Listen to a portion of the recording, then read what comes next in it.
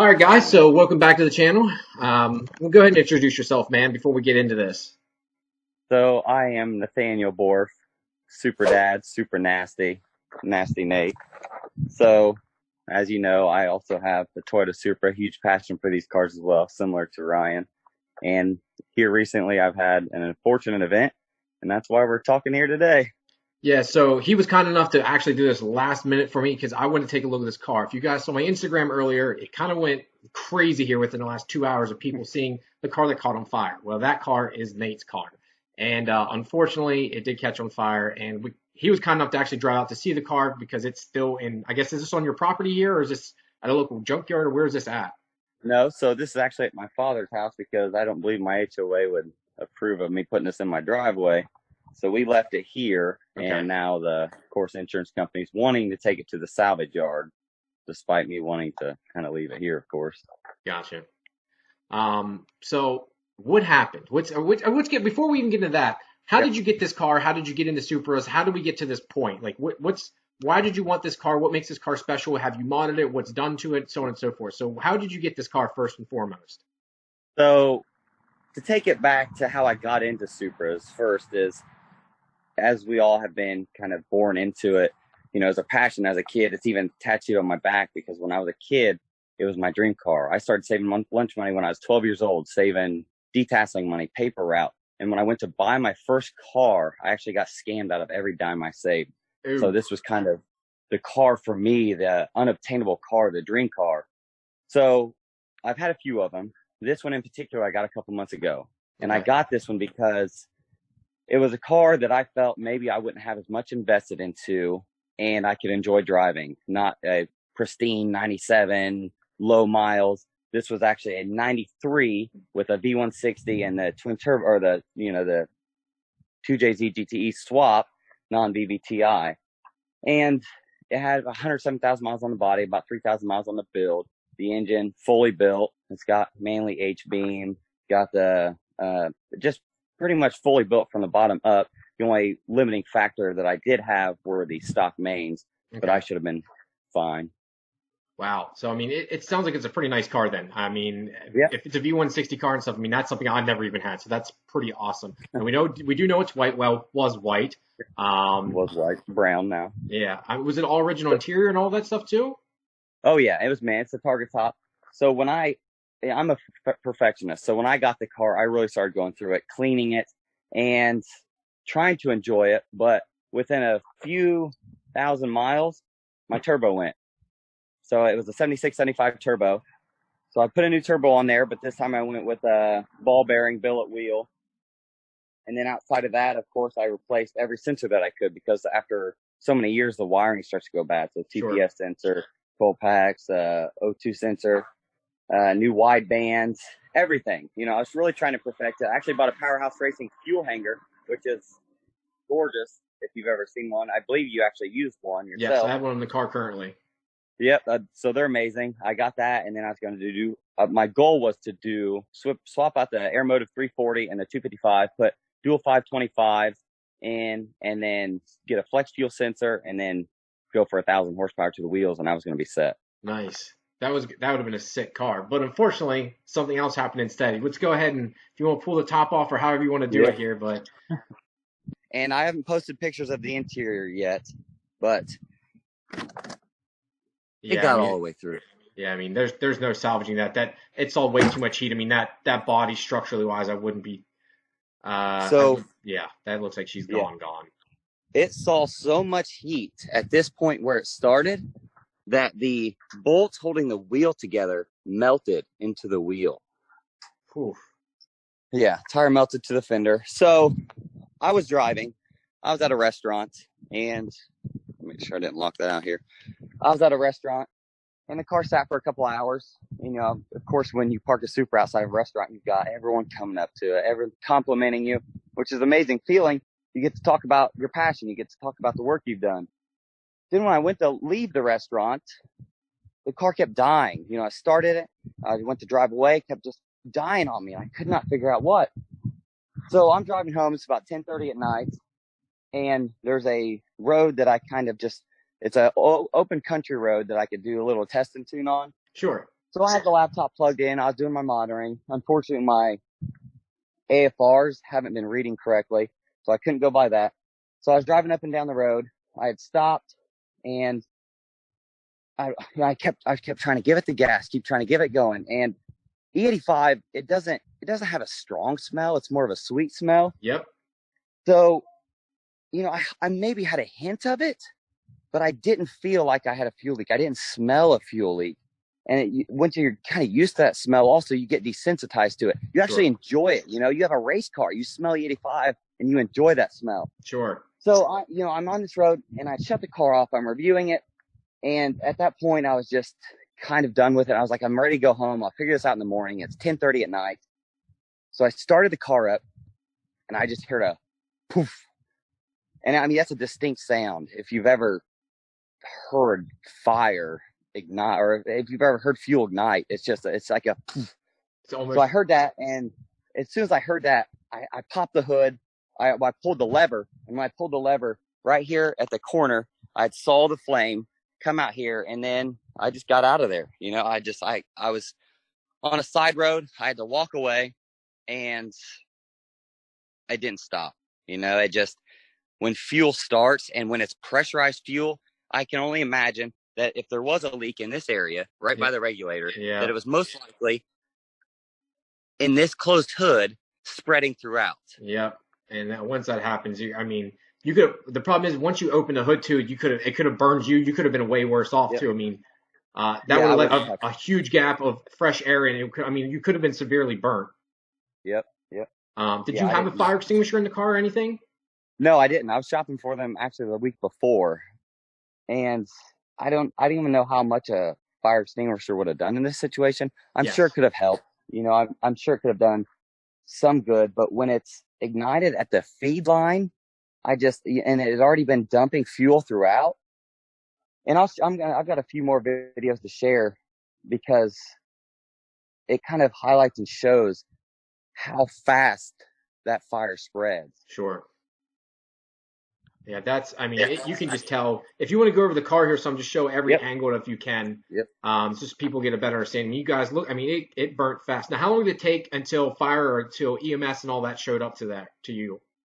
At least 15 minutes. Okay, yeah. So, and here's another thing. The video I posted, everyone's saying, like, why is he just standing there watching it burn? Guys, imagine if your house is on fire. This is how I try to imagine your house is on fire. Are you going to try and stand there with the hose and put it out when it's engulfed in flames? No. It's a lost cause. You just got to stand there. And if you were probably like me, you're like, whatever, at least I'll have this now and record it. If you were like me, I'd be like, I want this for insurance reasons. God forbid they say, well, why did this happen? Be like, I'm recording this video showing the car burning. Do you think I want this to happen? It's happening on this side of the road. Here's how it happened.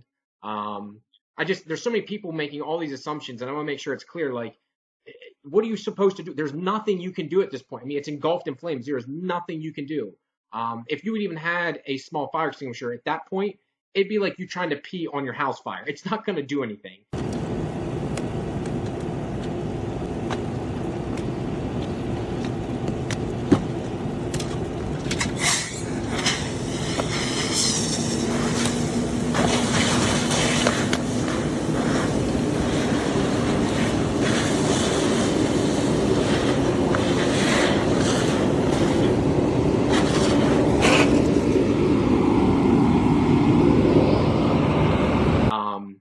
It would be maybe a thought in your head to be like, oh, this will kind of help, but at the end of the day, it wouldn't have really prevented all this, especially if you had 15 minutes till the fire department got there to truly put it out. Yeah, my closest source of water would have been a pond, and I don't think I'm going to be able to push my car into the pond to prevent it from going any further. By that time, it would already be gone. So, Is the back half of the car, is the trunk completely burnt also? No, so I have disabled. Actually, I have my key here. I can pop this trunk open. So the back, untouched, which fortunately, it didn't get to the fuel tank itself. Good. So. Wow. Yeah. One of the best angles of the car left unscathed. But you could see the interior. It was just completely demolished. Yeah. That's unfortunate, man. That really is. I feel for you, brother. Now, what's your next goal or what's your next plan here? Is insurance going to cover this? Did you have agreed upon value, or do you have regular insurance on the car? I did have agreed upon value, and with this car, this was the car. I've had a few others. I've settled for colors. I had red, I had black, I had green.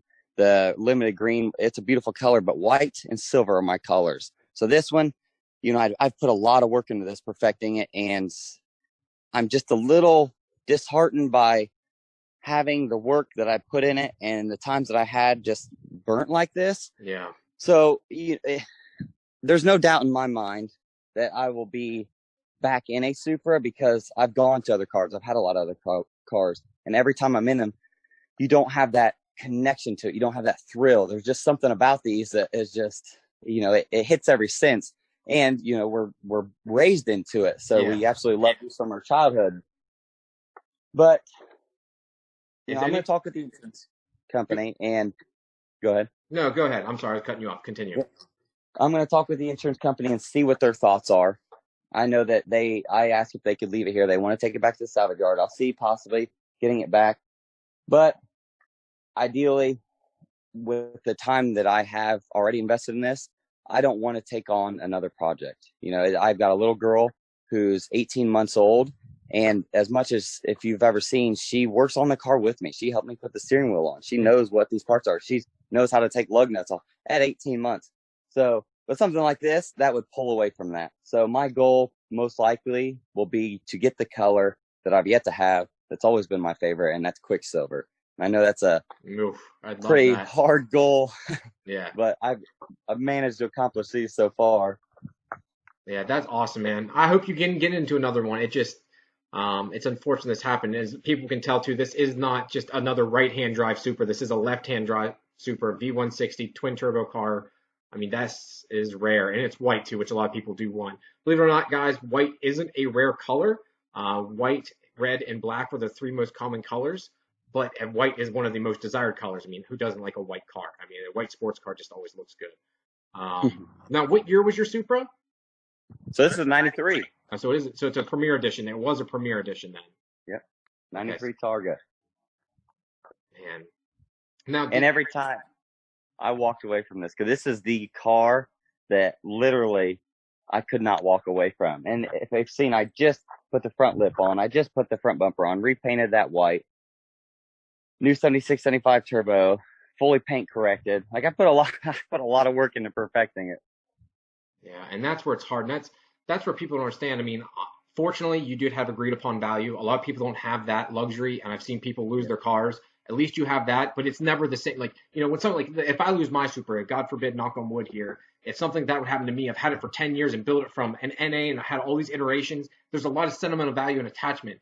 Is that worth a nominal fee or a nominal dollar? No, but to me it is. It's worth more to me because I put all that time and effort in. And like all the time and effort you have there, it's hard. It's very, very hard. Yeah. So, and like you said, with you having a young one like that, you're like, I don't want to go through all this. It takes away from her. So that's got to be hard on you.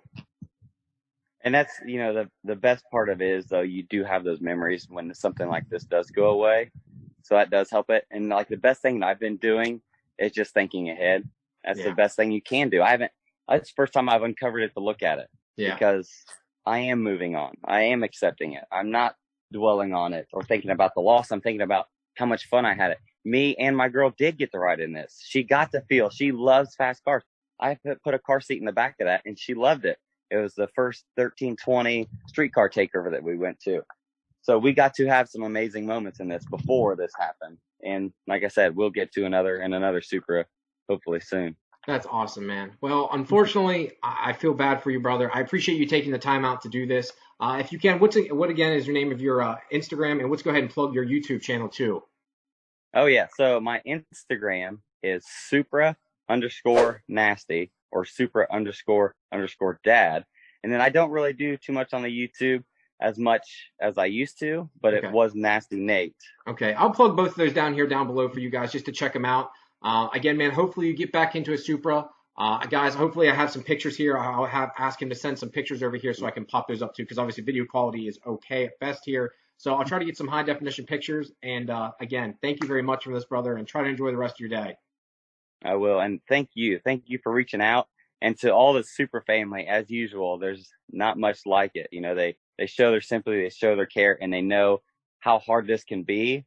So thank you all. It does help tremendously. All the love, I couldn't thank you more. Yeah, it's a very tight knit fan with the Super people. How about it, man? I mean, it's a very, I know some people can say snobby, but I mean, I have people that help me out all the time, and I guess maybe it's an outside, some people outside looking in, but being an insider, I mean, I wouldn't want to be any part of any other car culture or any car group out there. So again, man, thank you very much for this, and enjoy the rest of your day.